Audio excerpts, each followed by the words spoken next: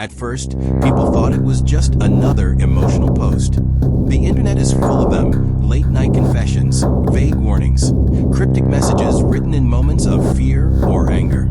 Most are forgotten within hours, buried beneath new trends and louder stories. When she went online that night, no one imagined her words would soon become evidence. She wasn't an influencer. She didn't have millions of followers or a verified badge. Just a modest account, a small circle of friends, and strangers who happened to scroll past at the right moment. But what she posted stopped people mid-scroll. "I'm scared," she wrote. "If anything happens to me, please don't ignore this." Attached were short clips, screenshots, and a shaky video recorded in one take. Her voice was calm but strained, as though she'd rehearsed what to say because she didn't know if she'd get another chance. She explained that she'd been receiving threats, that certain people wanted her silent, that she felt watched. She didn't dramatize it. She didn't cry. That, more than anything, unsettled viewers.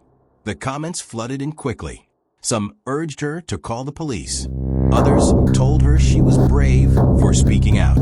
A few dismissed it as paranoia, accusing her of chasing attention. But many felt a chill they couldn't explain. There was something final about her tone, like a goodbye hidden inside a warning. She went offline shortly after. What happened next unfolded in the early hours of morning, when most of the world was asleep. Neighbors later reported hearing unusual sounds, movement, a brief disturbance, then nothing. No screams, no prolonged noise, just a silence that felt heavier than normal. By the time emergency services were called, it was already too late. She was found dead inside her home. The official announcement came later that day: a sudden death under investigation. Authorities were careful with their words, offering no details beyond confirming that there was no immediate danger to the public. But the internet had already connected the dots. Her warning was everywhere. People reshared her posts with captions like "She predicted this," and they didn't listen. Clips of her final video circulated faster than officials could issue statements. True crime communities dissected every frame. Commenters analyzed her body language, her pauses, the way she looked slightly off camera, as if listening for something. Was she expecting someone? As investigators began their work, fragments of her life surfaced. Friends described her as private but perceptive. Someone who noticed details others overlooked.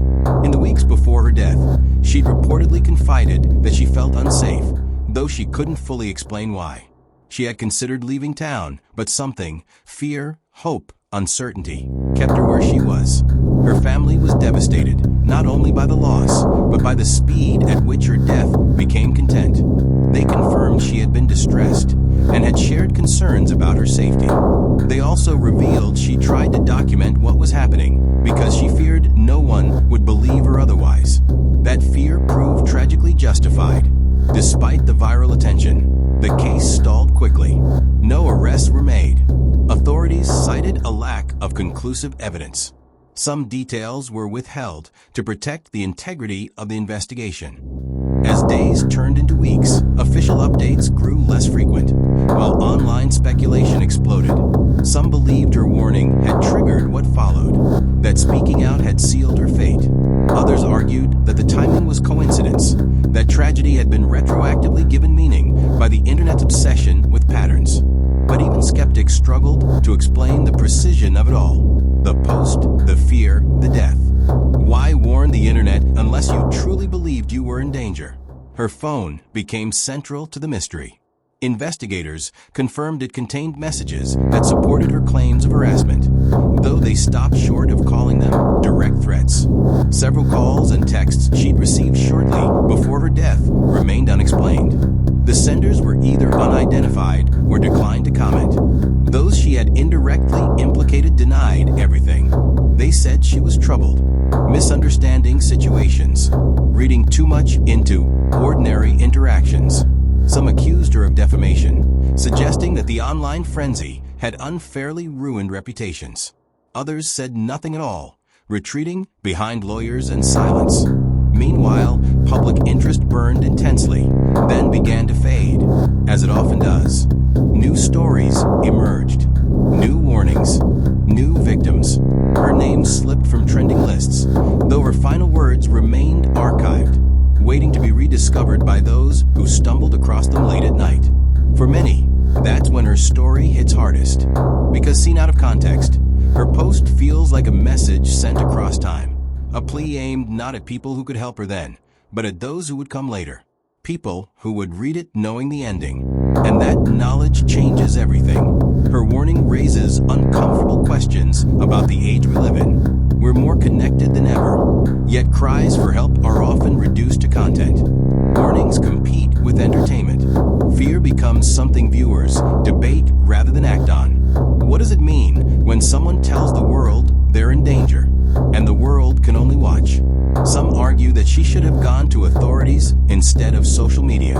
Others point out that she may have tried or believed she wouldn't be taken seriously. History is full of cases where early warnings were dismissed, minimized, or ignored until it was too late.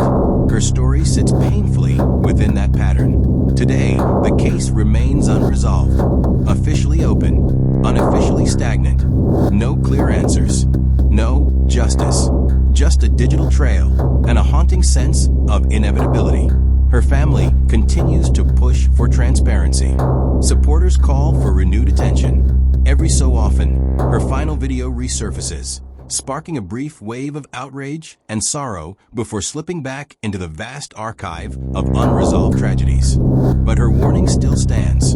It exists as proof that she tried to be heard, that she sensed danger approaching and did what she could with the tools she had. Whether her death was the result of that warning or merely cruel timing, the effect is the same. She spoke, then she was gone, and now, long after the comments have slowed and the headlines have moved on, her words linger with unsettling clarity, asking anyone who listens a question no one has yet been able to answer. When someone warns the internet before they die, who is truly responsible for listening?